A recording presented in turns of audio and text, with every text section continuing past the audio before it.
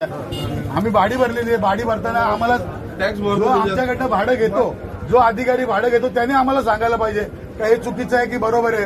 कुठे हा कुठपर्यंत आहात तुम्ही तात्काळ कारवाई थांबा, तात्काळ नोटीस द्या, आम्हाला एकाला द्या, आम्ही त्याला मान्य करतो. आम्ही 3 दिवसात त्याचं उत्तर समाधानकारक नाही आलं तर तुम्ही कारवाई करा, आमचं काही म्हणणं नाही.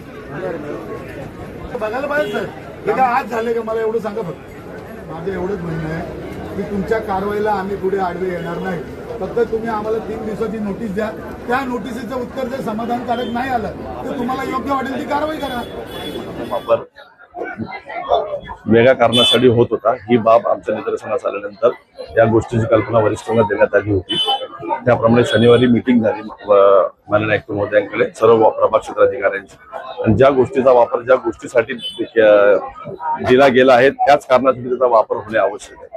या भाजी मंडईचा वापर वेगळ्या कारणासाठी होत होता, म्हणून माननीय आयुक्त महोदयांच्या आदेशाने ही भाजी मंडई आज फ व ग प्रभागामार्फत तसेच मालमत्ता विभागामार्फत सील करण्याची कारवाई पार पाडण्यात येईल. आमच्या याच्यावर आम्हाला मिटिंग घ्यावं लागणार, कारवाई झाली नाही. आमचं काय म्हणणं आहे, आजची कारवाई तुम्ही करा नका करू तो भाग वेगळा आहे. तुम्ही आम्हाला 3 दिवसाची तात्काळ नोटीस द्या ना, त्या नोटीसचं समाधानकारक उत्तर नाही आलं तुम्हाला जी योग्य वाटेल ती कारवाई करा.